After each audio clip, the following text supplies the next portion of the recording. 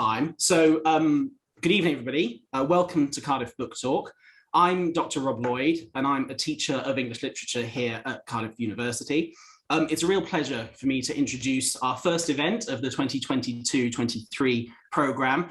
And I think it's fair to say that we're getting things going with a spectacular offering, Carmen Maria Machado's supremely unsettling and haunting short story collection, Her Body and Other Parties. Now, guiding us through the text are our three expert speakers for this evening, Dr. Christina Wilkins, Dr. Megen de Bruin-Molé, and Rosie Couch. I'll introduce each speaker more fully in advance of their presentation, but for now I'll just say that I'm delighted to host them this evening and can't wait to hear their takes on this fascinating collection. So Her Body and Other Parties was published in 2017 and brought together stories which had previously been published in various literary magazines in the US and UK, such as Granta and Strange Horizons, with uncollected tales. It won the 2017 Shirley Jackson Award for Single Author Collection and established Machado as one of the preeminent literary stylists of the strange and unsettling. Since the collection appeared, Machado has been compared to a stellar range of authors, most notably Angela Carter, Kelly Link, and Shirley Jackson, rather appropriate, I think, given the collection's award-winning credentials. Now, whenever I read this collection, I'm always struck how Machado's prose deftly negotiates the borderline between different genres. She moves between gothic, horror, and sci-fi and inflects these with elements of folklore, magical realism, and dystopia. There's also, I think, a deep-rooted queerness across this collection and the way this intersects with a broad range of other identity categories.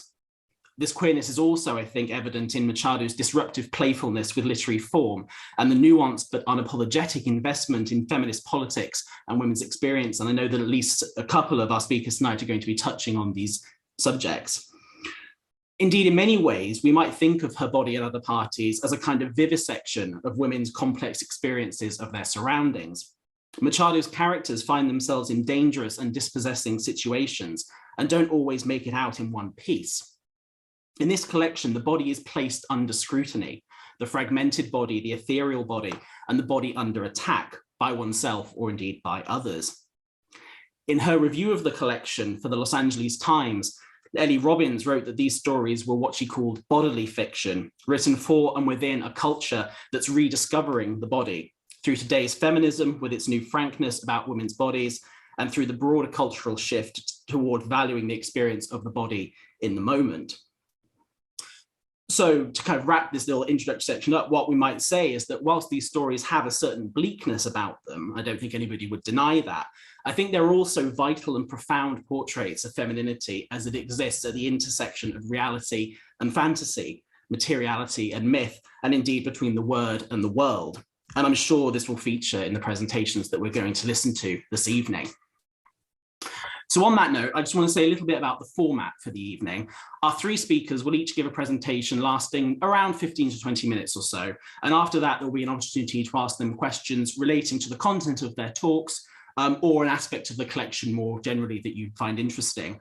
If you'd like to ask a question at any point, you can use the Q&A button down below, and we'll work our way through those once our speakers have finished their presentations. Should also say quickly that if you'd like to find out more about the collection or Machado, I'd encourage you to have a look at our website, cardiffbooktalk.wordpress.com, and our social media platforms, where Colin Bond, one of our Book Talk team members, has been compiling a fantastic range of interviews, reviews, and opinion pieces. You can also check their website for details about our upcoming events, more of which later. So I think it's time to get things underway. So our first speaker for this evening is Dr. Christina Wilkins. Christina is an early career researcher in film and literature at the University of Birmingham and specializes broadly in adaptation. She has published on mental health, nostalgia, the body, stardom, and queer identities. Her newest book, Embodying Adaptation, Character and the Body, was released through Palgrave in August 2022. And tonight she's going to be talking about the body and materiality in Machado's writing. So thank you very much, Christina, and over to you. Thank you very much. Let's sort this out.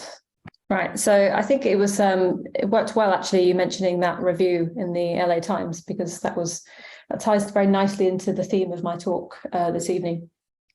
I'm going to be focusing on the body more generally, thinking across two particular stories, 8 Bites and real women have bodies. So broadly thinking about what it means then to have a body in Carmen Maria Machado's universe. Now, I think this question's inextricably tied to gender shaping how that body is read, written, and consumed. And consumption is the driving force behind her engagement with the body in her text. And today I'm going to explore two of these stories from the collection, as I mentioned. The title, the collection itself, indicating the central concerns that I'll pick out here. The stories being Real Women Have Bodies and 8 Bites. And both are defined by the female experience of the body, and the narratives of them reflect the societal narratives imposed on female bodies. In both, it is the body that shapes notions of female selfhood and value, simultaneously rejecting and embracing the physical. The tensions within these stories will be unpacked through a theoretical discussion at the beginning, which we'll then use to analyse elements of the narrative. Firstly, the way in which we understand the body is tied to the context it exists within. As Turner argues, the body is a material process of interaction. And we must be aware of how the body is understood to others, but important also is the link between the body as fleshly object and the self that we attribute to it. So I'm going to start off by sharing a really lengthy quote, which is obviously the best way to start any talk, from Graver about the limitations and the boundaries of the body, which I think sets us up nicely for the way in which we'll approach the stories later. So he says, more than just an object or an image, a body has inferiority, exteriority, and autonomy. A body's interior hides its unseen volitional mechanisms, the motivating forces that drive its observable behavior. A body's exterior presents its image to the world, but this image is not self-contained. It is marked, at least in part, as consequent in appearance or activity upon the character or developments of the body's interiority. Finally, although bodies exist within particular contexts and communities, they also have a significant degree of autonomy. Thus, although the meaning of a particular body may depend on the group to which it belongs or the environment in which it's situated, its existence as a body depends on its separation from its group or environment on some level. Essentially, the bond between a body's interiority and exteriority must be stronger than its bond to its environment or context. The body's autonomy from its context need to be only strong enough for the bond between its inside and outside to dominate its existence and for a boundary to be discernible between the body and its world. So the impact of the environment or context can often be overwhelming and may overshadow understandings of the self. Now, arguably, an element of this context is the understanding of the body as a gendered one. As Eduardo Uros Aparici argues, this embodiment of gender experience and the creation of a cultural body is the consequence of the post-structuralist view of the body. According to this view, the body is a discursive reality integrating discourse and matter. So this cultural body becomes clearer when you remove the body from the equation. Sounds confusing perhaps, but I'm talking about bodies we may think of as unreal, such as the cyborg body, for example. Now, these unreal bodies often highlight the ways in which we understand the body in culture, and specifically the contexts that shape it, such as the frameworks of gender. We also see the removal or altering of the physical body in both of our stories here, which I'll return to later. Now, what these questions about the body say is that bodies are deeply personal. So to return to the cyborg body for a moment, I want to touch upon Samantha Holland, who argues that, quote, the body does seem to provide some level of certainty, insofar as it is the site on and over which battles for selfhood are fought. Now, she also argues that this is because it is a way to, quote, counter the threat that cyborgs indicate, the loss of human bodies, where such a loss implies the loss of the gendered distinctions that are essential to maintaining the patriarchal order. Now, this is key, I would argue, in the loss of the female bodies in Real Women, because the loss there is seen as dangerous or terrifying, but inevitably linked to the values that are placed on the women's bodies as objects to be consumed and seen. The body and the way it's understood in society is defined by various frameworks, including those of gender. Now, the body at the centre of 8 Bites is seen as more valuable because it fits an idea of what a female body should look like. Now, in the stories, we see questions raised around how selfhood and the body interact. And what we are left with is this social understanding of these bodies, or rather the impact of the social understandings of the bodies on the lived experience of the narrators. So ultimately, the stories kind of wrestle with a number of ideas. So the body is consumable, where the boundaries of the body might be. And in both stories, we might want to think about who can cross these boundaries. Whether we think that the preoccupation with the body in 8 Bites, and particularly around weight, is just an updated take on the idea that fat is a feminist issue. And finally, the idea of self and kind of questioning where the self lies, but I think inherently it's tied to this particularly female experience. Now, I want to touch upon each of these stories and engage with the specific elements that allow us to think through these questions. So I'll start with Real Women Have Bodies, and the story tells a tale of a world in which some women, but not all of them, are fading, and their bodies become non-corporeal, and they float kind of ghost-like. They're very faint, and you can't really see where their bodies start and begin, and they're unable to make an impact on the world around themselves. They kind of cease to exist. You can kind of put your hands through them. They're kind of described as like mist in the story. But this is told to us through a particular narrator, and this narrator works in a dress shop where there are particularly prom dresses made, and some of these faded women are hiding in the dresses. So throughout the story, we see her working in this role and also meeting Petra, who delivers the dresses, who she becomes involved with as, romantically, and the story ends with Petra fading too. Now, in Real Women Have Bodies, the valuation of the female body is foregrounded. Custom in the Shop, for example, is at one point described as Jane Russell in Gentlemen Prefer Blondes, then just Seal Girl, and finally, sorry, I thought that was another quote there I put, and then finally, she is just a girl. So we might think about what this says about the valuation of the female body. Do we always want to see it in ways that it can be consumed? Or is it understood in terms of its value rather than as mediator of lived experience? So throughout the story, then the dresses and then the women described through analogies to food very often. We have dresses described as liver-coloured, for example, and later Petra, the girlfriend's mother, is described by her clothing, which is peach-coloured, and she also is described as looking like a melted ice cream cone. But as Machado says in the other story we look at here in 8 Bites, language is infused with food like everything else. And one has to wonder if it specifically lends itself to this because of the way these female bodies are being framed as consumable. So the women in these stories, or in this story particularly, the faded women, are assessed in terms of their sexual desirability. There's a point where there's a conversation with some workers who also work in the mall, thinking about how they wouldn't want to have sex with the faded women because it'd be like having sex with mist. It begs the question, is there anything worse than a woman without a body and therefore nothing to objectify or have sex with? And a question that arises from this framing of them is whether these women cease to matter without a body in this story.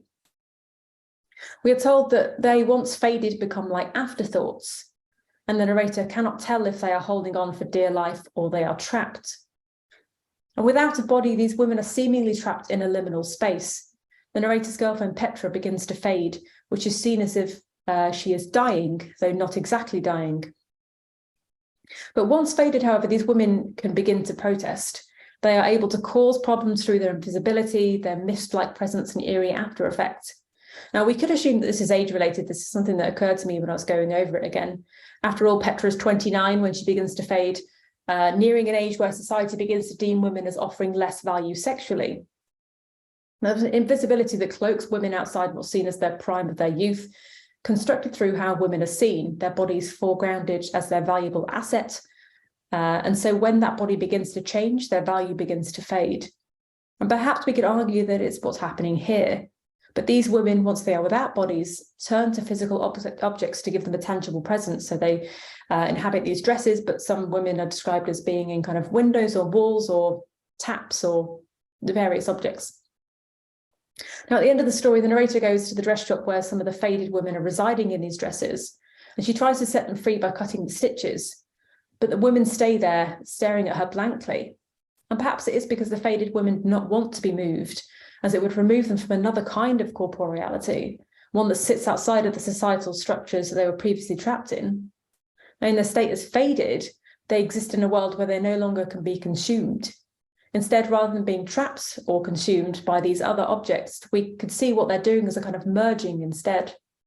You know, we could ask a really seemingly absurd question that whether this is a kind of utopia for women, or whether it's a necessary defense against a world that positions the body as primarily for consumption rather than embodiment. The faded women challenge the world because what value does a woman have without her body? Now, in discussing the story, Jessica Campbell relates it to folklore and fairy tales, specifically to the story of the Selkie, which she says evokes anxiety about a men's capacity to control women. By fading and then inhabiting a space and a non-body outside these normal societal structures, these women are challenging the hierarchies in place. Campbell also argues, she mentions a point where there's a mother and her daughter, and there's a comment about her not being allowed to eat certain foods because it will make her fat. She argues that exchange about fat suggests we read the epidemic of women losing their entire bodies is precisely what would happen if one took society's demand for women to be thin to its logical, if extreme, conclusion. So we may think then that this story and a number of the stories are simply about the oppression of women. But as Campbell says, Machado scapegoats no one. Crucially, she withholds any causal explanation for the fading, thereby leaving the responsibility indeterminate in the way that systemic bias in the real world is indeterminate. So I'm going to move on to talking about 8 Bites briefly then. So this story is also concerned with the questions of bodily importance, in relation to identity, but thinks about it in more detail in terms of questions around body size and perceived social value. So a woman within the story, this woman gets surgery to have her stomach stapled because she wants to lose weight, like her sisters also have the same operation. Her daughter disagrees with her because her daughter has a similar body type to her and sees it as a kind of rejection of her, and they lose contact. And towards the end of the story, the narrator begins to be haunted by the ghost of the body she has removed. And the story opens with the moment, so we kind of see a flash forward and then we flash back to why she ended up getting this procedure, but opens with the doctor's hands inside of her. This transgressing of boundaries is seen as desirable at this particular moment. But when we look back in her last moments and from the perspective of her daughter, it's seen as a kind of horrific moment, and it's a step too far, a decimation of boundaries that were kind of holding her selfhood intact, perhaps. And food is central to this story, and again, as food is pervasive in Real Women Have Bodies as well, and particularly in the way in which women are described.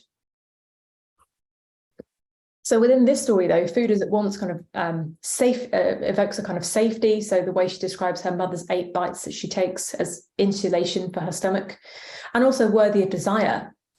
The way that food is spoken about within the stories with a kind of reverence, like it's a lover she can't give up.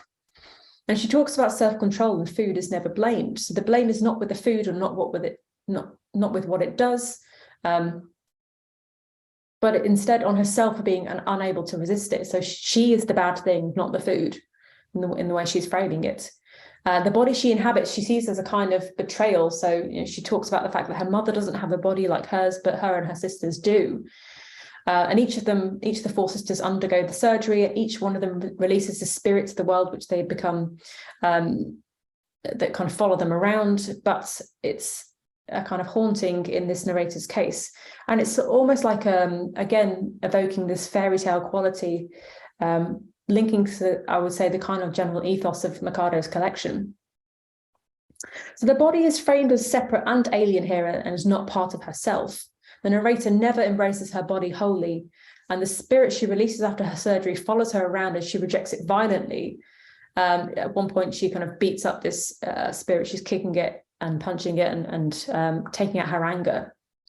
And she only really engages with it in an empathetic way on her deathbed. It becomes this rendering of the body she has rejected, one that is too fleshly for societal expectations.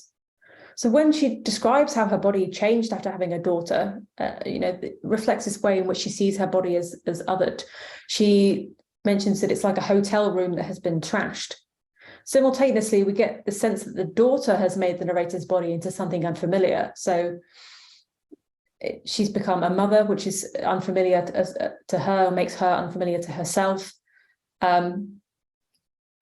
But we see this kind of unfamiliarity or discomfort in the way in which she approaches her body. She sees it as the body now of a mother, but also one that's produced her child who she feels disconnected from. And, her body post-childbirth has become larger and there is more of it, and this is deemed unacceptable. And the narrator then rejects her body, which she sees as being not her. And it's becoming apparent when she talks about the body that after she has the surgery, the body that emerges, one that is pre-Cal, which is the name of her daughter. Again, the use of Cal as a name is, to me, reminds me of the word calories or the shorthand for calories, and one that she says is pre-me. So the body is at once her and not her. And she rejects the body that she's left behind, and rejects the body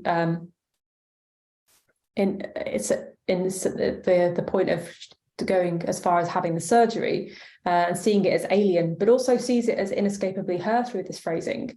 So it brings to mind kind of questions of ownership over the body, as we see in her phrasing. She says, I would make my body work for 8 bites. So she doesn't see it as part of her, but she sees it as something separate. So the body then becomes a slave to the mind's whims and is treated with contempt. Sadly, very much echoing how women are taught to view bodies that are both their own and those of others, that do not adhere to societal expectations. So interestingly, the surgery itself is seen as this pivotal point, an execution for the body that once was, shown by the way in which she approaches the meal before the surgery as a final meal. The tenderness with which the narrator describes the food illuminates the strength of her hatred for her body in the willingness to forgo this connection. The driving impulses towards a certain type of acceptable body, the idea of women being trapped by these expectations endlessly, and being subject to a barrage of images and ideals that suggest women need to be continuously transforming themselves, speaks to this exhausting experience of having a female body and being subject to these ideas. The narrator wonders at one point, will I ever be done? So the perfect body is this ideal that can never be attained. There will always be something to critique. That the narrator is haunted by the ghost of her former body feels like a rejection of motherhood and the mother, and the physical shifts that motherhood entails. And as I mentioned before, the rejection at one point turns violent, and ultimately the relationship between the narrator and her former body is healed upon death, where the body can assert its importance by very much its absence. She asks, was it worth it? Is the question that she leaves this life asking. Now, both stories foreground the body as a primary concern in the female experience. Yet both stories evince a rejection or alienation of or from these bodies. In Real Women Have Bodies, it can be seen as at once liberating and horrifying, removing the female body from the confines of consumability, and in 8 Bites, the body becomes a battleground where questions of selfhood are fought. It is in rejection that we see the value of the body and its complications. Can women exist in society as valuable without it being defined by the aesthetics of their body? And in each of the stories, the bodies are defined not by their ability to feel, to mediate, or enhance the lives of these women, but their value as socially acceptable and desirable objects. Machado seems to be suggesting that women cannot escape their bodies and remain relevant, that a lack of acceptance of the body will result in a kind of haunting of the self, and that ultimately society cannot comprehend women's values beyond their consumability. So I'm going to stop there. Thank you very much.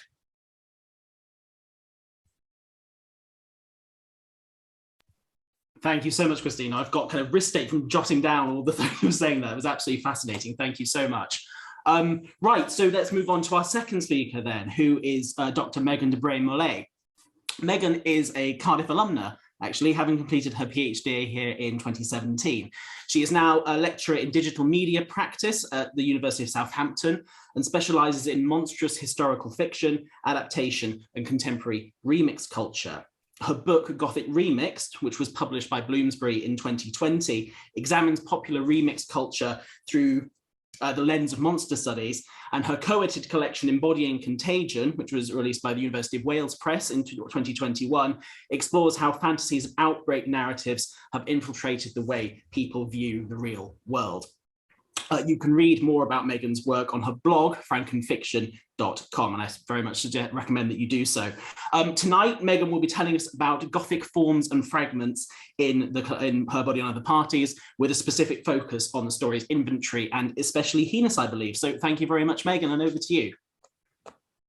Thank you, Rob. I'm just getting my slides up. There we go. Yeah, so thanks very much for that introduction. As Rob says, I too write on the Gothic and on adaptation, like Christina, and I also write on remix. And there are some remix ideas coming through in today's talk on pieces, Gothic pieces, forms, and fragments in Her Body and Other Parties. So I will be looking at Machado's work through a Gothic lens, especially because of how she uses this, what I see as this very Gothic idea of the fragment, the scrap, the note.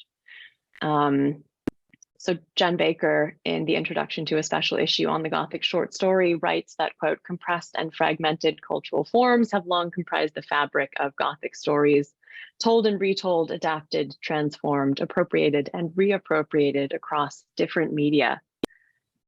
So going back to kind of classic Gothic, we might think of the Castle of Otranto and, the found text that's kind of, brought to new audiences. We might think of Dracula's letters that are kind of represented for readers in book form. But there are lots and lots of different examples of how Gothic fragments pop up across the history of the genre.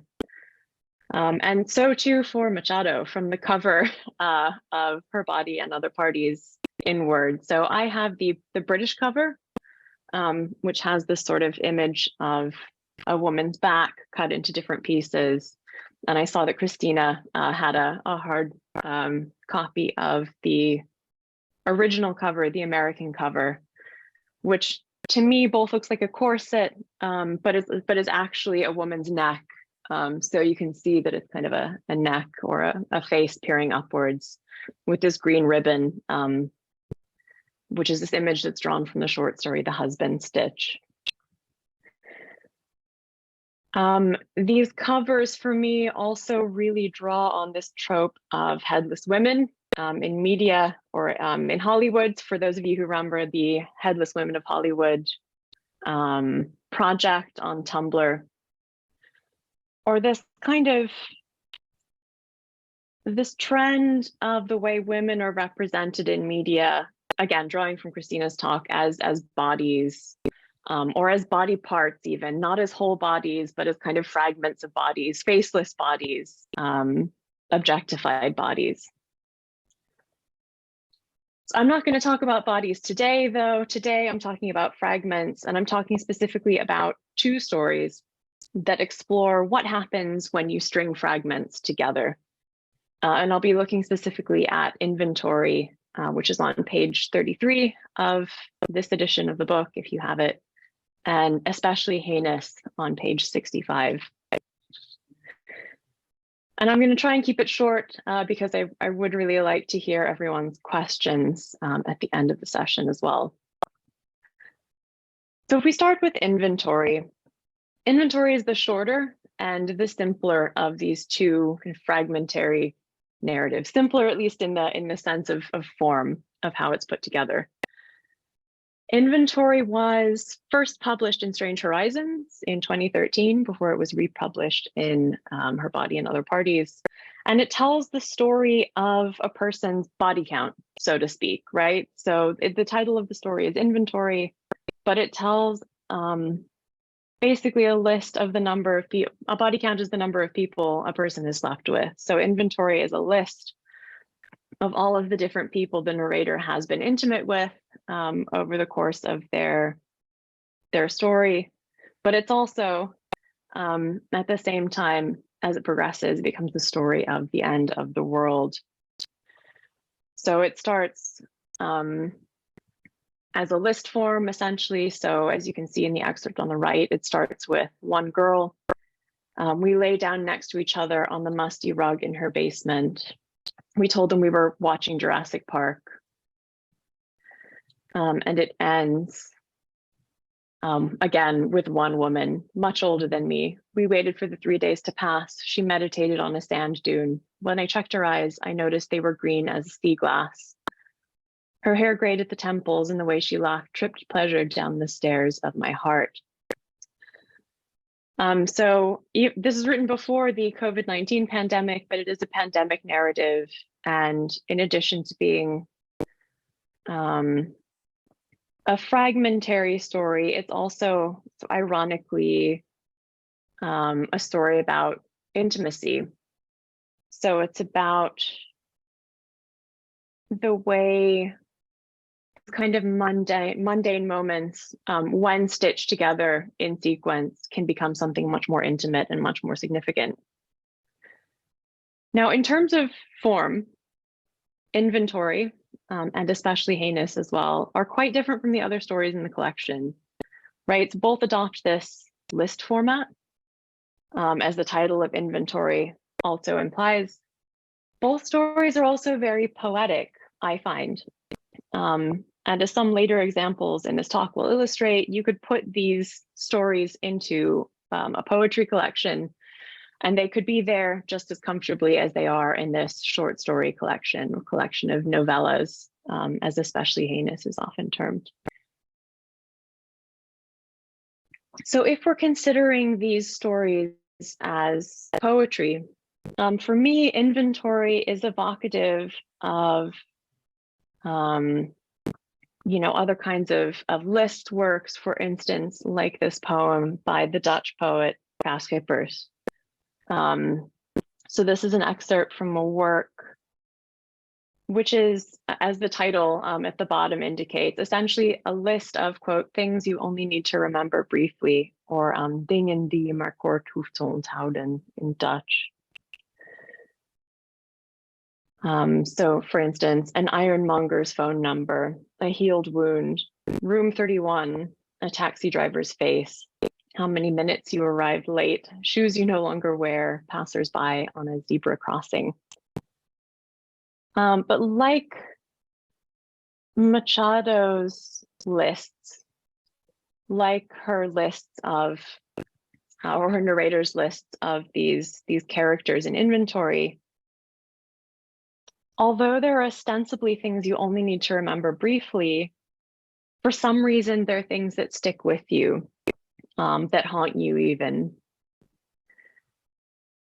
Machado's story also is about the intimacy in mundane tasks, right? So like this poem, it's about the intimacy involved in list making, in inventory, in the incidental fragment, in remembering.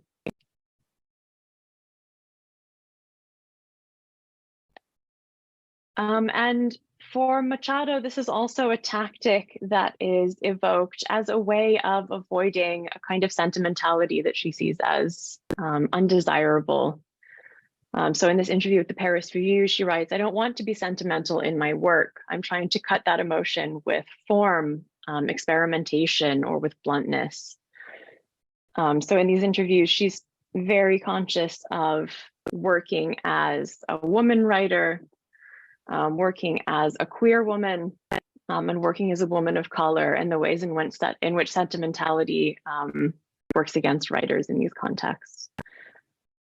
So keep that in your mind for just a second as we move on to an introduction of the second story that I'm going to, again, briefly introduce here. And this story is Especially Heinous.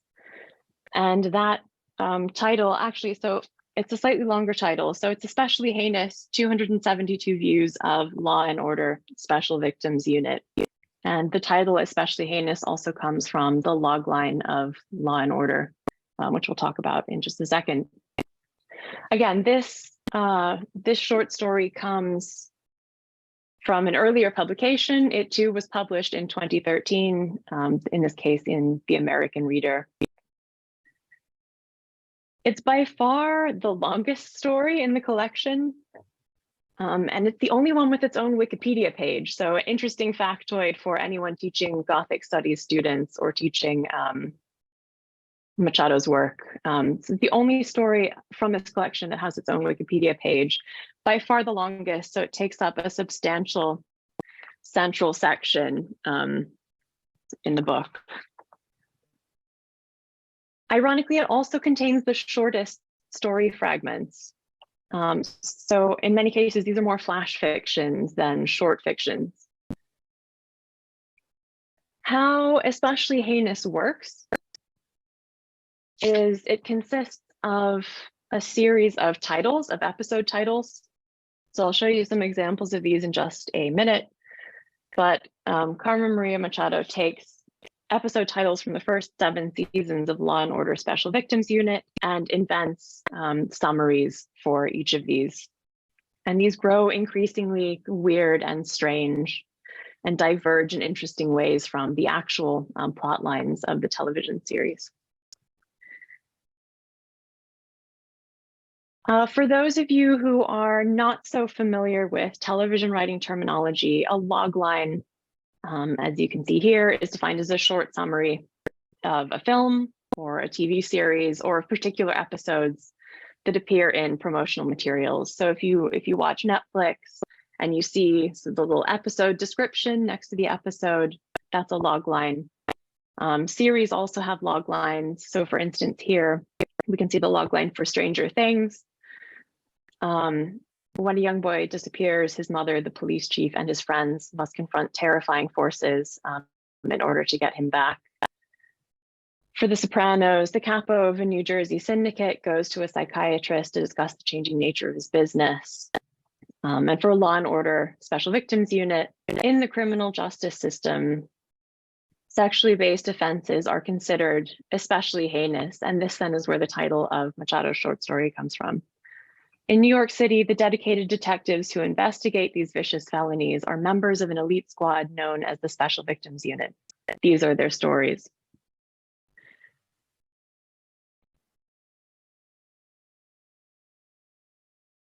In most cases, Machado's rewritings are, as you can see here, substantially different from the original Law and Order Special Victims Unit. So reading interviews, originally, she had sort of attempted to adapt these original log lines and then moved away from that to rewrite them entirely, solely based on Payback, for instance, the title of the episode.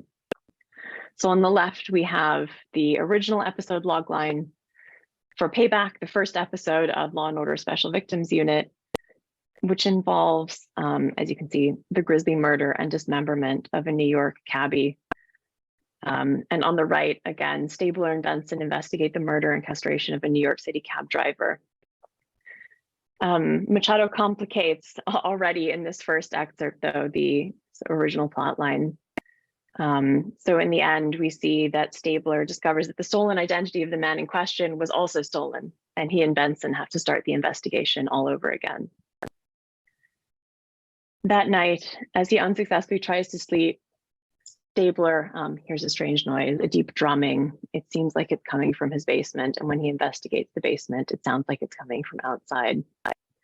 So already the Gothic references creeping in. In some cases, Machado has extremely lengthened these descriptions. So here, for instance, you can see the logline for Nocturne on the left, and Machado's reimagining of Nocturne on the right, where the ghost of one of the murdered models begins to haunt Benson, and she has bells for eyes, which becomes a recurring theme as we go later on into the episodes. So in some cases, these log lines get longer and longer. In others, they get shorter. So another form or another kind of fragment that Machado experiments with here is this idea of repetition with difference. And again, this is done in quite a poetic way. So we can see 4 episode titles here underneath each other from Her Body and Other Parties from this short story, especially heinous. The first episode is Hooked. I choose life. I choose this life, the prostitute says to the social worker with worried eyes.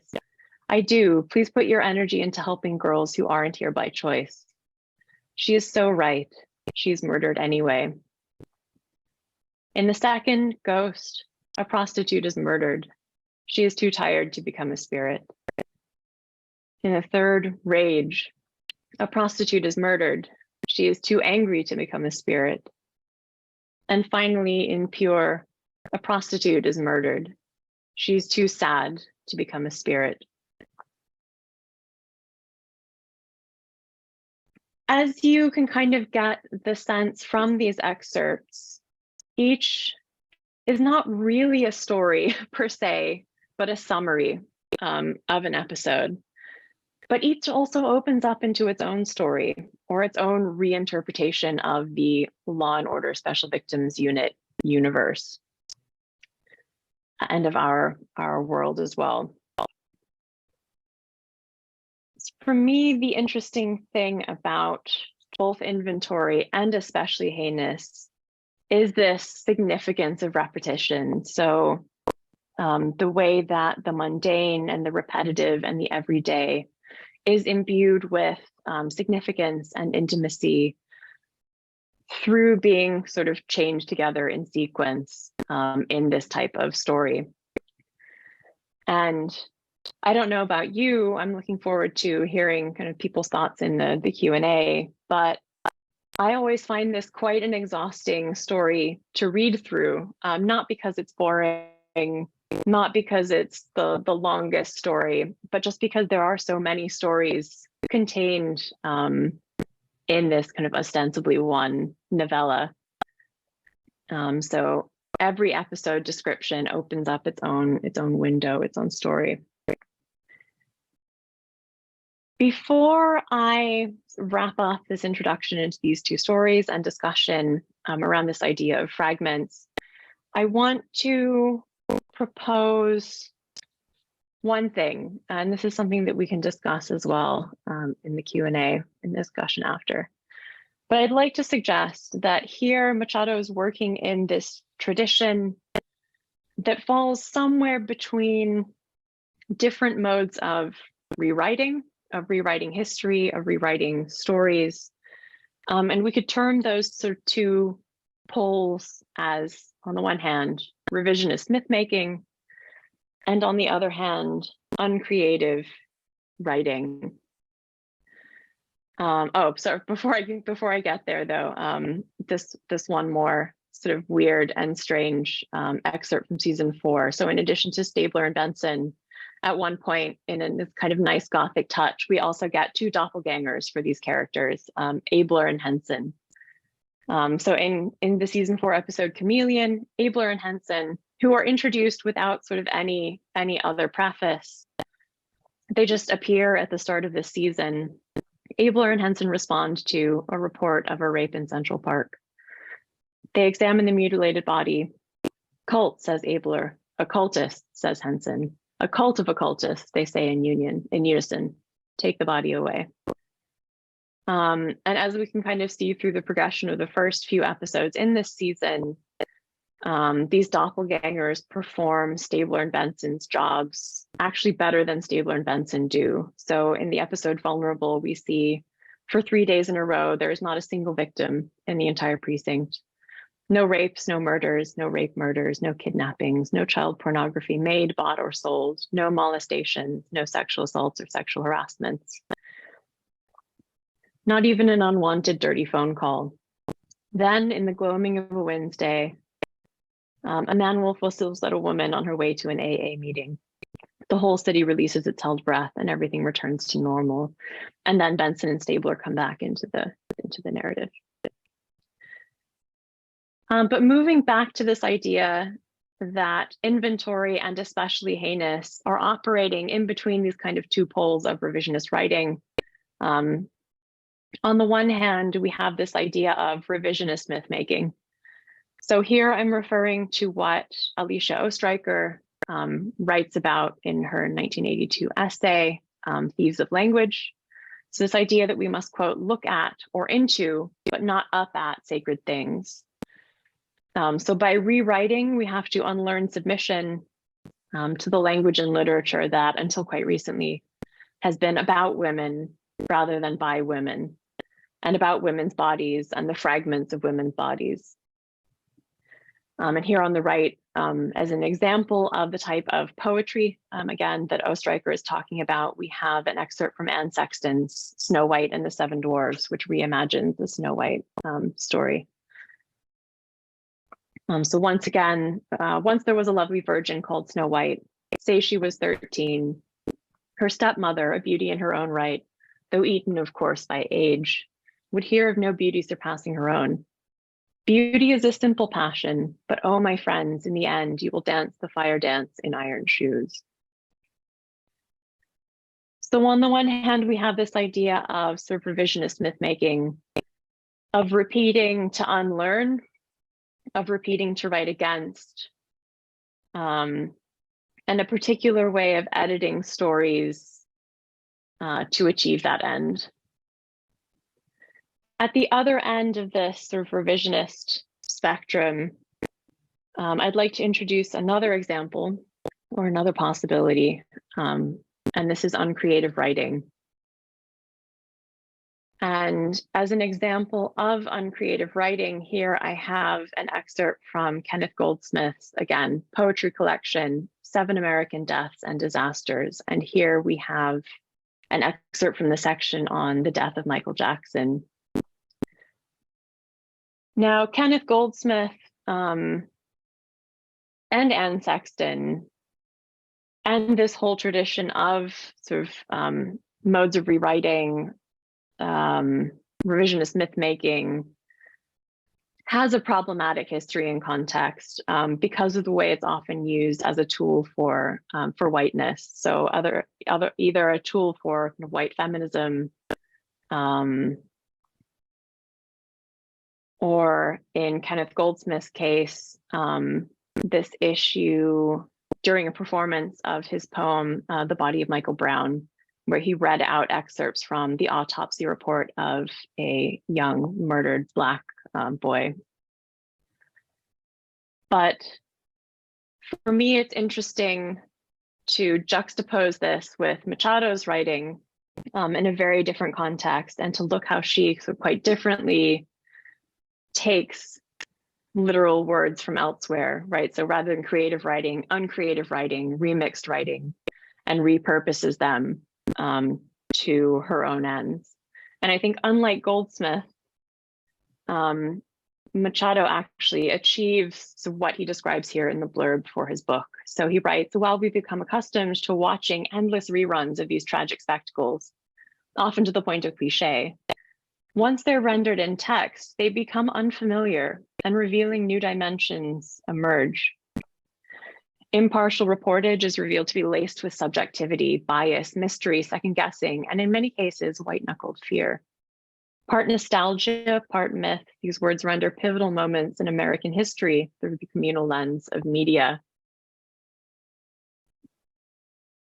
And this is what I would like to suggest, especially Heinous in particular does, as it sort of rewrites and repeats and regurgitates these episodes of Law and Order Special Victims Unit about especially heinous crimes, about sexual assault. So I'll leave it there, but that's something I would definitely appreciate questions with. And for me, one of the things I most love about Her Body and Other Parties is the way that it utilizes these fragments and it embraces this repetition. It's not afraid of the familiar, but equally it embraces the strange, the unhomely, the unheimlich. Thanks very much.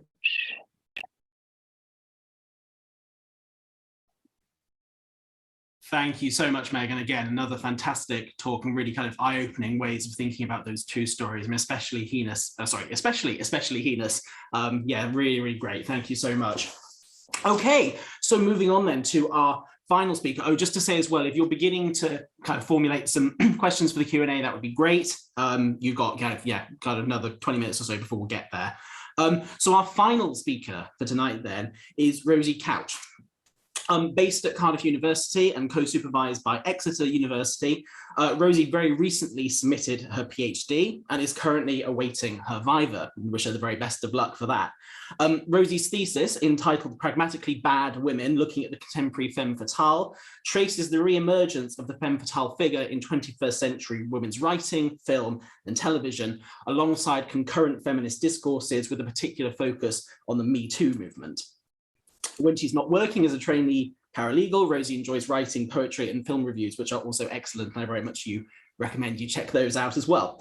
Rosie's presentation for us tonight focuses on feminist metafiction and the female Gothic as they are instantiated in the collection's opening story, and perhaps its most famous story, The Husband's Stitch. So over to you, Rosie. Thank you. Just gonna work out how to do this. Here we are.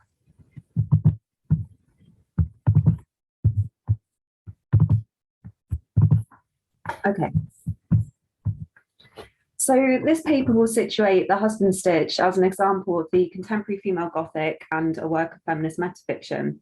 I'll discuss how in The Husband's Stitch, form and function are inextricably linked. While the narrative consistently points to restrictive, patriarchal rhetoric regarding femininity, key metafictional moments within the text can be seen as an attempt to reclaim the body from said discourses. So I'm going to start off with some definitions of the female Gothic. So Ellen Mears situates the female Gothic within the work that women writers have done in the literary mode that, since the 18th century, we have called the Gothic, with the Gothic itself integrally to do with fear. Diana Wallace and Andrew Smith summarize this particular strand of criticism as positioning the female Gothic as a politically subversive genre, articulating women's dissatisfactions with patriarchal structures and offering a coded expression of their fears of entrapment within the domestic and social body. In The Husband's Stitch, we encounter a story that's been told and retold many times. A woman has an unexplained ribbon around her neck. She meets a man and they marry. At the story's conclusion, the husband unties the ribbon and the woman's head falls from her shoulders. What strikes me about Machado's version of the story is that it doesn't seem at first to be explicitly engaging with the female Gothic as outlined by Mears, Wallace, and Smith. The depiction of the couple's relationship and of the sexual aspects of their relationship in particular feels somewhat transgressive in their centralization of the protagonist's desire. At the beginning of their relationship, the protagonist states, "It's not normal that a girl teaches her boy, but I'm only showing him what I want, what plays on the insides of my eyelids as I fall asleep." So already there's a kind of suggestion there that it's not normal for a girl to teach her boy, and the text outlines itself as veering away from that expected behavior or expected modes of feminine desire within heterosexual relationships. This idea is reinforced again when the narrator states, "I've heard all the stories about girls like me and I'm unafraid to make more of them. I moan and push back and we rot in that clearing, groans of my pleasure and groans of his good fortune, mingling and dissipating into the night. We are learning, he and I." So as with the previous quotation, there's little to no hesitation around this expression of desire, as well as a sense of collaboration within their sexual life. She's teaching him what she wants and they are learning together. This particular thread feels somewhat antithetical to the thematic of restriction, repression, and fear that's associated with Mears, Wallace, and Smith's definitions of the female Gothic. So why then do I think we can position this text as an example of the contemporary female Gothic? The couple's passion and willingness to explore their desire is, I think, an important narrative thread to focus on.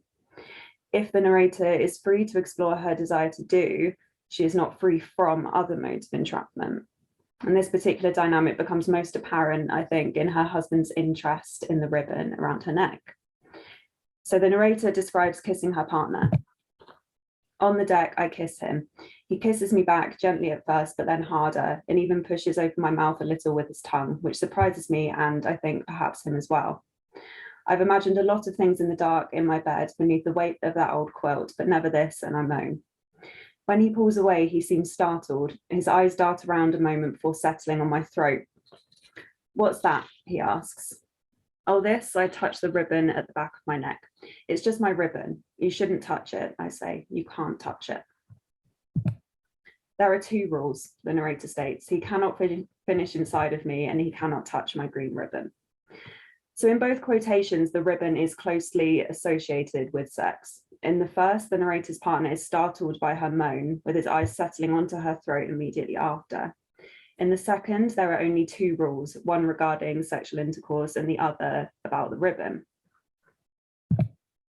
Whereas in these 2 examples, her partner wishes only to touch the ribbon, a few pages later he expresses an explicit desire to know about the ribbon. So he said, tell me about your ribbon," he says. "There's nothing to tell, it's my ribbon." "May I touch it?" "No, I want to touch it," he says. His fingers twitch a little and I close my legs and sit up straighter. "No." So when preparing to write this paper, it was quite easy to fall into this trap of wanting to know what the ribbon's all about. What's it hiding? What's it holding together? What does it symbolize? And perhaps a lot of the epistemological drive of this narrative hinges on exactly these questions. With that being said, and as I've indicated, this core image of Machado's story is not new. So Kelly Jensen discusses the literary history of this image or trope of the woman with the ribbon around her neck, stating that there is no question that the story has been around in oral tradition since at least the 1800s. Specific texts cited by Jensen include Alexander Dumas' The Woman with the Velvet Necklace, Washington Irving's The Adventure of the German Student, Alvin Schwartz's The Green Ribbon, and Anne McGovern and Judith Bauer Stamper's respective stories, both titled The Velvet Ribbon. More recently, Emily Carroll utilised the trope in her graphic short story, A Lady's Hands Are Cold. The Husband Stitch is thus a retelling of a much told story. It's a story that's concerned with stories as well as different kinds of knowledge, questioning how these different kinds of knowledge are obtained or thrust upon us, how we might use stories and how they might be used against us. The husband's drive to know about the ribbon is, I think, particularly ideologically loaded, especially in the way that it's related to sexual desire. So Sigmund Freud's 1933 lecture, Femininity, can be seen to epitomize this particular anxiety about sexual difference and this positioning of women as a site of anxiety and mystery. So in this lecture, Freud states, throughout history, people have knocked their heads against the riddle of femininity, nor will you have escaped worrying over this problem, those of you who are men. To those of you who are women, this will not apply. You are yourselves the problem. And the sting of that just never leaves that quotation for me. But in this excerpt, as Marianne Doan states, woman is situated on the other side of knowledge, confounding the relationship between seeing and knowing. So woman and women's sexuality are a site of epistemological trouble. Lucia Gray speaks back to Freud's lecture directly in Speculum of the Other Woman, stating, so it would be a case of you men speaking among yourselves about women who cannot be involved in hearing or producing a discourse that concerns the riddle, the logograph she represents for you. The enigma that is woman will therefore constitute the target, the object, the stake of a masculine discourse, of a debate among men, which would not consult her, would not concern her, which ultimately she is not supposed to know anything about. So what's kind of being said here, that Freud's speaking about women, but simultaneously speaking completely over their heads. And we can see, I think, the same dynamic present in The Husband Stitch, where following the narrator undergoing an episiotomy, the protagonist's husband asks the doctor about the possibility of a husband stitch while she is fading in and out of consciousness. How much to get that extra stitch, he asks. You offer that, right? Please, I say to him, but it comes out slurred and twisted and possibly no more than a small moan. Neither man turns his head towards me. When the protagonist wakes, she's told by the doctor that she is, quote, all sewn up, nice and tight, everyone's happy. So with all of this in mind, too much of a focus on what the ribbon might represent is imbued with this kind of epistemological drive as that which is represented through the husband's interest. But this pursuit of knowledge is just one type of knowledge explored through the text, and it sits in opposition, I think, with the active, curious sexual drive of the narrator. Encountering once again her husband's insistence on uncovering the secret of her ribbon, The protagonist states, "I've given you everything you've ever asked for. Am I not allowed this one thing? I'm not hiding it, it just isn't yours." Whatever the ribbon represents is on the other side of knowledge for the husband. And when at the narrative culmination, the protagonist finally lets her husband untie her ribbon, there is no grand reveal. The protagonist speaks directly to the reader. If you're reading this story out loud, you may be wondering if that place my ribbon protected was wet with blood and openings or smooth and neutered like the nexus between the legs of a doll. I'm afraid I can't tell you because I don't know. For these questions and others and their lack of resolution, I'm sorry. So even the protagonist does not know what's beneath the ribbon. With reference back to the Freudian discourses that I mentioned earlier, I don't think that the story is working to suggest that women or women's sexuality really is this unknowable void, but rather that the whole positioning of women and women's sexuality as enigmatic is a masculine discourse. Nodding back to the words of Irigaray and Doan, this is a mode of knowledge to which women do not and are not supposed to contribute in order for it to exist. As resolve runs out of the protagonist, she realizes that her husband's not a bad man, and that is the root of her hurt. He's not a bad man at all. To describe him as evil or wicked or corrupted would do a deep disservice to him, and yet. There's a sense of mundanity, I think, underlying this final undoing of the ribbon and the protagonist's realization here. Her husband is not a singularly evil man. Here, the story departs again from traditional conventions of the female Gothic plot, where we see, as Wallace and Smith describe, the centralization of the quote imprisoned and pursued heroine threatened by a tyrannical male figure. Her husband's not a cruel tyrant, but the protagonist is trapped within his perception of her, his mode of knowledge. Through his request for an extra stitch and his insistence on touching her ribbon, he ensures that she cannot maintain bodily autonomy. And yet, the ordinariness with which his particular mode of control is presented is perhaps what makes it all the more frightening. All of this being said, I think what I find most intriguing about this particular story is how it positions itself as a work of fiction and how it is concerned with the act of storytelling. So Mary Angeline Hood states that, as other queer Latina writers have done before her, Machado uses storytelling as a powerful means of subverting what it means to know, highlighting the epistemic value of the oral tradition among women. Hood continues to suggest that, in her retelling of several urban legends and old wives' tales, Machado stresses the performative nature of these stories and how they represent and offer women alternative ways of knowing. Behind the facade of a cautionary tale lies an alternative meaning only understood by women. These stories pass along the experiential knowledge gleaned from a woman's experience in a violent world in hopes of keeping other women safe and protecting them from danger.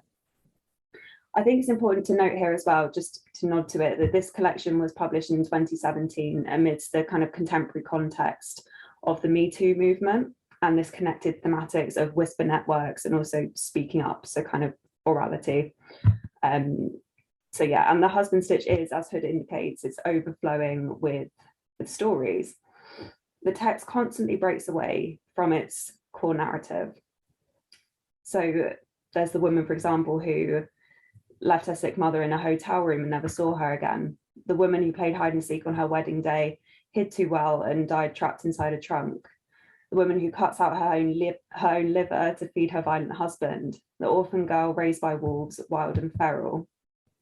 As well as these narrative detours, there are also moments within parentheses where the narrator speaks to the reader directly. This device is distinctly metafictional, with metafiction described by Patricia Waugh as fictional writing which self-consciously and systemically draws attention to its status as an artifact in order to pose questions about the relationship between fiction and reality, as well as exploring the possible fictionality of the world outside the literary fictional text. This questioning of the fictionality of the world comes to the fore in the story, where the narrator states, "When you think about it, stories have this way of running together like raindrops in a pond. Each is born from the cloud separate, but once they've come together, there is no way to tell them apart. This blurred intermingling of stories of fiction and reality is reinforced further within the moments in parentheses. The following excerpt follows the protagonist undergoing an episiotomy. If you're reading the story out loud, give a paring knife to the listeners and ask them to cut the tender flap of skin between your index finger and thumb. Afterward, thank them.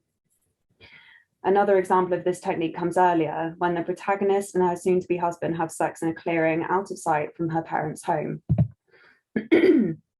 If you read this story out loud, the sounds of the clearing can best be reproduced by taking a deep breath and holding it in for a long moment. Then release all of the air at once, permitting your chest to collapse back like a block tower. Collapse like a block tower, not to the ground. Do this again and again, shortening the time between the held breath and the release. So where does this observation leave us? When we think back to the elements of the text that situate the story as an example of the contemporary female Gothic, to paraphrase Wallace and Smith, thinking of the husband stitch as an articulation of women's dissatisfaction with patriarchal structures and fears of entrapment, what role do these metafictional moments play? The title of the story alone, The Husband Stitch, refers to an outrageous violation of bodily autonomy. This pattern of violation creeps into the story throughout, through the husband's insistence on looking at, touching, and knowing about the ribbon. On the level of the text, the metafictional breaks position storytelling as a means of reclaiming the body from said discourses. The text itself thus becomes an antidote, a writing back, or perhaps even speaking back against the anxieties presented within the thematics of the female Gothic. As the narrator states following one cautionary tale, that may not be the version of the story you're familiar with, but I assure you it's the one you need to know. Machado's story both draws upon the concerns of the female Gothic and updates them through the use of metafictional devices, providing a coded expression of dissatisfaction regarding patriarchal entrapment through forms of knowledge and an act of defiance through voice, through writing. I think that's a little shorter than it might have been before, but thank you. No, thank you, Rose. That was absolutely brilliant. There's such a detailed and evocative reading of that story. So, and a lot, I think, to kind of throw up in the discussion. So thank you very much indeed. Okay, everybody. So we have a couple of minutes to discuss possible questions. I'm just going to have a very quick look and see. No, I haven't got any questions yet. So if you kind of have been thinking about something over the course of the last hour or so that you want to ask and want to kind of put into discussion, please do feel free to do so. I might kind of take advantage though of kind of usurp my position as kind of chair to ask, kind of jump in and ask the first question. And I suppose it's an open question in some way. So in one of the stories that we haven't actually touched on, The Resident, there's a moment where the kind of protagonist there talks about this idea of defamiliarization, which is a concept that most literary scholars are aware of. And in the quotation, Machado says, "I was reminded for the umpteenth time of Victor Shklovsky's idea of defamiliarization, of zooming in so close to something and observing it so slowly that it begins to warp and change and acquire new meaning." I was wondering, kind of, this is open for everybody, what you thought about that as a kind of way of understanding what Machado is doing in the collection as a whole. Do you think that there is this kind of strategy of defamiliarization that she's employing? I mean, Rosie, for instance, I think it kind of picks on what you were saying there about the kind of metafictional aspects of the text, that in some ways she's taking these stories and twisting and warping them and suggesting that in that they kind of acquire new meaning. Do you think that that's kind of a legitimate way of thinking about this collection?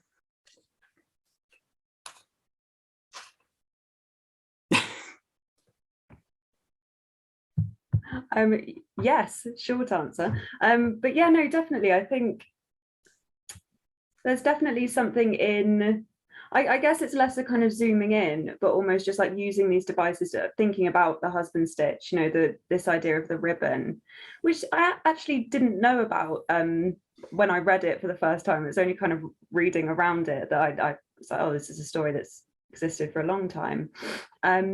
Taking something so kind of out of the ordinary, using that as a device to talk through kind of more familiar concerns. Yeah, in that sense. Yeah, no, absolutely. Yeah. Thank you. Yeah. Do either Megen or Christina have any thoughts about that as they relate to your stories or the collection as a whole? Yeah, I can go first. I was just seeing if Christina was going to unmute first. So for me, it goes back to this whole idea of sentimentality, I think, that Machado is talking about in this Paris Review interview. So yeah, I agree with Rosie. I think that it's not necessarily a zooming in, but it's this using of very kind of mundane, unsentimental forms and topics to talk about really sentimental things and really intimate things. And it's such a strange combination. And it's part of what I really like about the collection. And for that reason, I like that you've pulled up this quote as well from The Resident, which is kind of the most narratively complex, maybe, you know, so it's, the book is kind of begins and ends with these two very symbolically dense stories. And The Resident for me kind of feels like the Carmen Maria Machado story, you know, where it's kind of, and this is what it means all the way at the end. Yeah, and interesting in the sense because The Resident in some ways is clearly kind of adapting that kind of classic Gothic modality, you know, of kind of obliterated details and that kind of classic thing you see in the narrative, say Frankenstein and Dracula, of dates and names that are obliterated. So working very much in a kind of standard Gothic mode there, but doing a kind of very Machado inflection on it and kind of, you know, raising that sort of, that kind of profile through it. Christina, did you have any thoughts about this kind of notion of decriminalisation, maybe as it relates to the two stories you were looking at? I don't think it's particularly relevant to the two stories because I think the two stories are so focused on making a comment on women's bodies in society as a whole that it seems more generalised than specific. Although, you know, we focus on the specific bodies, again, it was in the context of the way in which they're viewed culturally. So I don't think it really applies in the same way to those moments for me anyway. Yeah, no, fair enough, absolutely. Okay, so we have a question here from Tom. So thank you very much for this. So Tom says, thank you for the lovely talks. Recording the importance of food metaphors in Machado's stories, might there be a connection with the kind of orality that we also find in her appreciation of the oral tradition, whisper networks and reading out loud? Does anybody have any thoughts about that?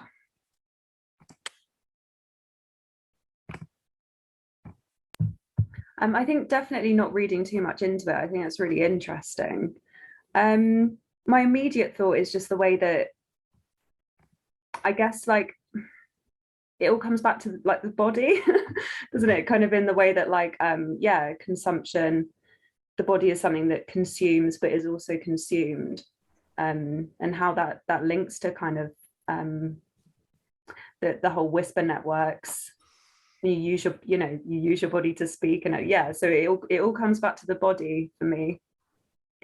love to. So probably a bit more intelligent from someone else. No, I was just also going to say, I definitely don't think it's reading too much into it. And I'm really excited for the day that Carmen Maria Machado writes a book of poetry, because I think she has written poetry. She has even maybe published a couple of things that could be considered poetry. So I was just getting up to grab this poem that I was reading on the train home today, which is called, well, Poem Story. It's posted as an essay, but it's called The Last Poem I Loved, Why, by Andrew Grace, where she talks about kind of how she teaches this poem to her students, but the form of it is also very poem-like. So you can kind of see that it's very like broken up again into these fragments. And I thought about talking a bit more about poetry in this talk, but I think for sure there's a sense that this book is meant to be read out loud. You know, it has a very poetic sensibility and a very oral sensibility throughout that I think is really striking in every story in the collection. And yeah, I like that link that you make between kind of orality and the food metaphors and the observation there. Christina, did you want to add anything to the? I mean, I think I kind of engaged with the food metaphor stuff in what I said, really, and because I mentioned both fairy tale and folklore, and I think that ties in with kind of the kind of method of consumption that I raised there. So I think, yeah, no, it makes sense. Fantastic, thank you all. So I have another question from Mike. So Mike says, a very open question, but what do you think about the collection being about other parties rather than the conventional other stories? So it's an interesting title, isn't it, in some ways? I think actually it links to this, as I said, this way in which women's bodies are framed as there for consumption. And, you know, parties are something that you kind of inhabit for a few hours and you enjoy, and they run out of steam or they lose their value, or you go home because you can't engage with it. And so it's a brief momentary thing, and I think that reflects how women's bodies and their value is kind of shaped as well. Yeah, no, I think I really like that reading. I think there's a lot of truth in that. Did either Megen or Rosie have any thoughts to add to that? Yeah. So, I mean, it's a legal term, isn't it? It feels very legalistic to me. So this idea of, the defendant and other parties in the case, or of other. So for me, I read it kind of in that context, and in the sense that, these women's bodies are not ever really entirely theirs. There's always other parties involved, whether it's other women or society or these kind of legal or cultural or media aspects to it. And there's also, I guess, the way that the other stories, because it is a collection of different women's stories, are all kind of complicit in that. So I think this wouldn't be as effective as a picture of women and female Gothic and, the horror of being a woman in contemporary society, if it wasn't from all of these different perspectives. So if it wasn't a series of short stories, if it was just this kind of one monolithic, this is a Gothic story about a woman. Rosie, I saw you were unmuted as well. Couldn't unmute myself then. I was going to say what you said about this idea of other parties, as in, groups or other people. Oh, good. Yeah, I'm glad it's not just me. But the other thing that kind of immediately struck me, I really like this question. I think there's something about the stories for me which are, I think a lot of them are like, they cover really horrible stuff, and I find a lot of them really sad, but there's also something in them that I think is quite like raucous, is the word that comes to mind for me. And that kind of idea of parties, there's something in that for me as well. But yeah, there's like a lot of, I don't know quite what the word is.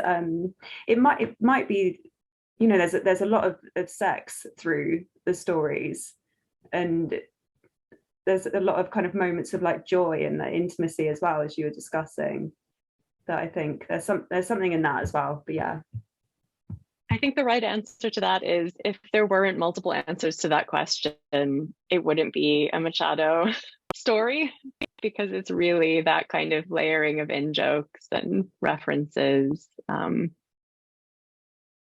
Yeah, that's so characteristic of the whole collection. Yeah, no, definitely. I think that's quite what makes a good title, right? Is it has these multiple ambiguities that all kind of imbricate and inflect one another, and kind of trouble any sense of a clear idea of what the collection is doing as a whole. Yeah, absolutely. So I've got another, just while we wait to see if any other questions come through. I have a question, I suppose, which is targeted mostly at Rosie, just in terms of its kind of derived specifically from the husband stitch.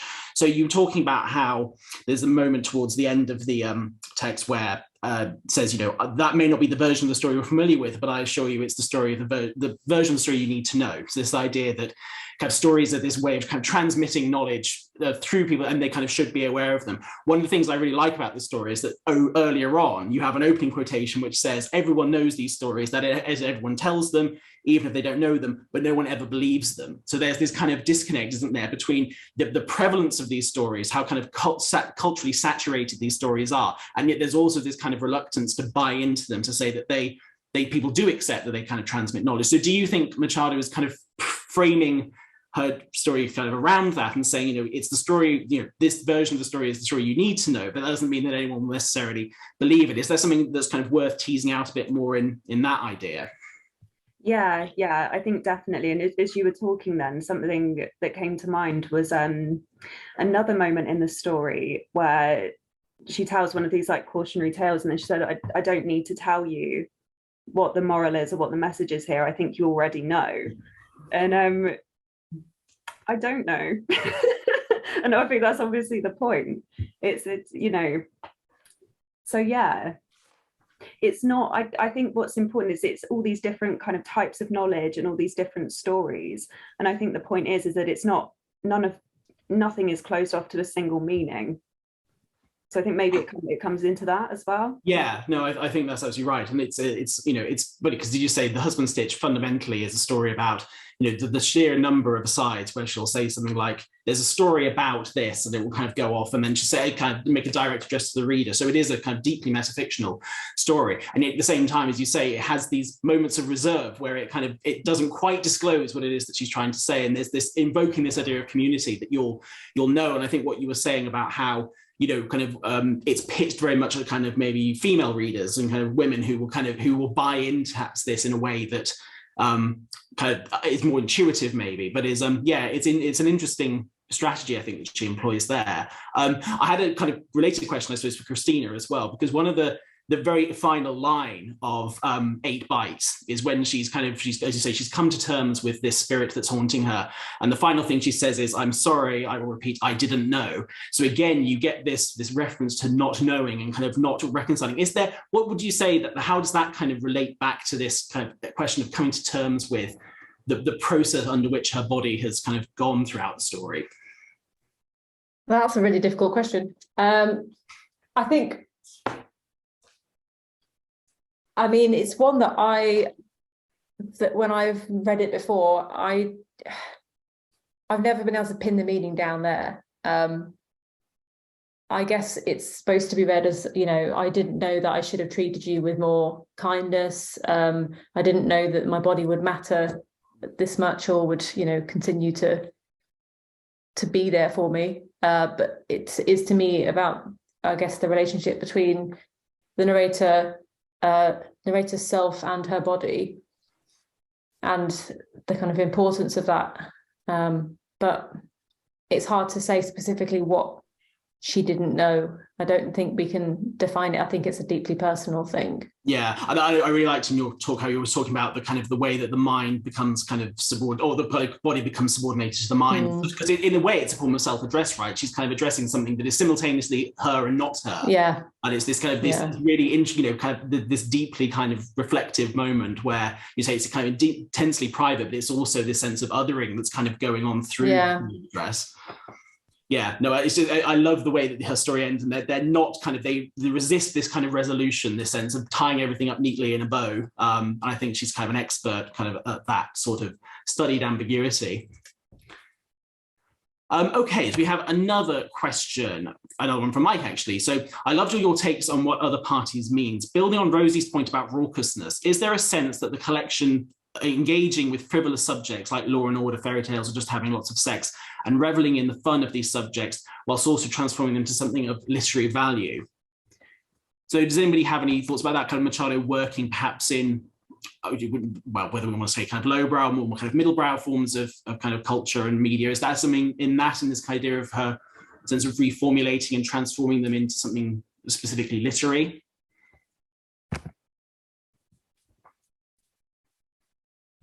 I mean, sorry, Megan, you go ahead. Yeah, I can say something on that. I mean, for me, that goes back to this idea of revisionist myth-making that starts with these writers like Anne Sexton or like Angela Carter, or and this whole project of trying to turn these kind of women's things like fairy tales, like trash TV, like list making, you know, and household chores into something of literary value. So I think Machado's very conscious about what she's doing here. I mean, I think she's also kind of poking fun at that though, because of course there's a sense in which horror has really always, you know, horror hasn't always been a literary genre, but it has always also been a genre that women have flocked to. I mean, the slasher movie, the biggest audience for the slasher movie was kind of famously, you know, young women, which is also an important part of how Gothic works, I think, right? Because it's a story, you know, it's happening to someone else, not to you. And at the end, it kind of ends and it's over and it's separate.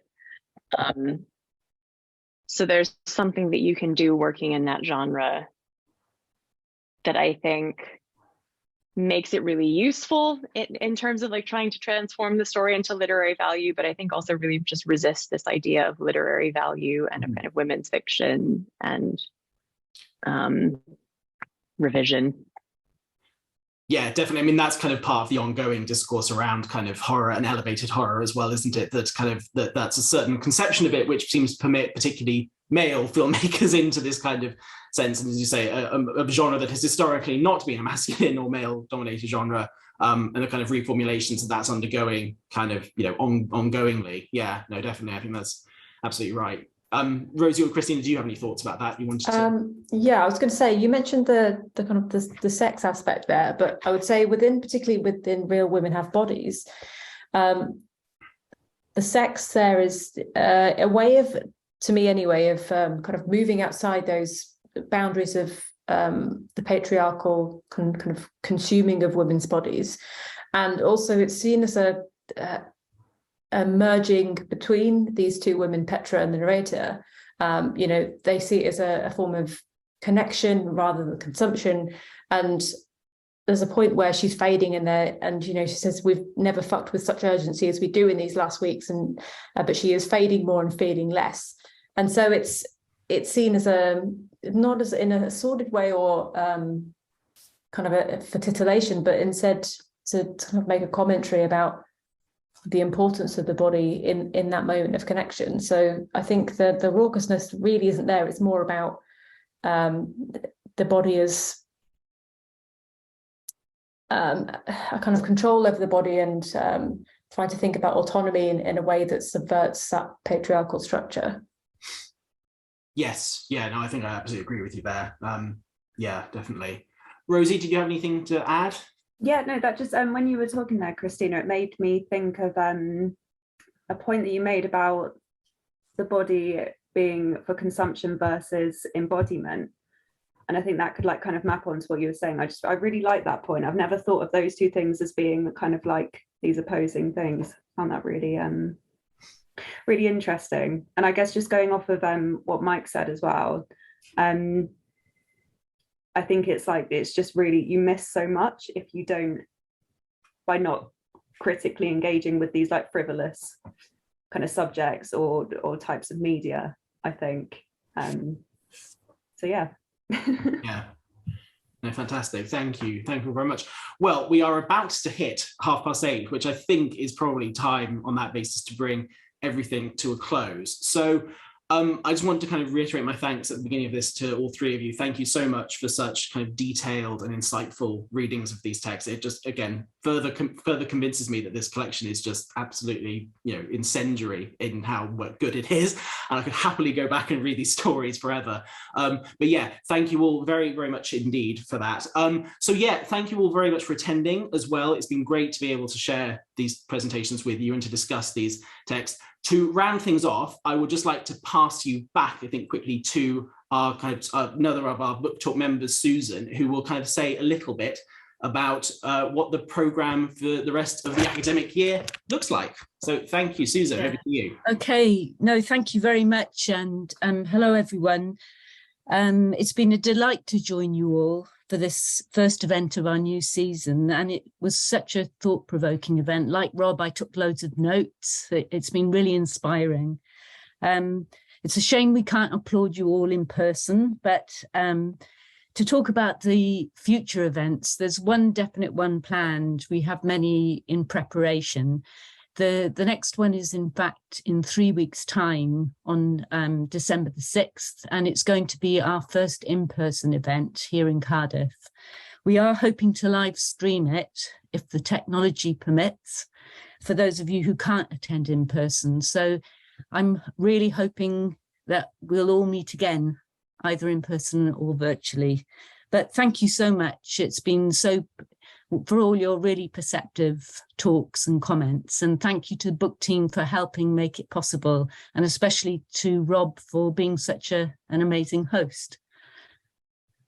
So over and out from me. Thank you again.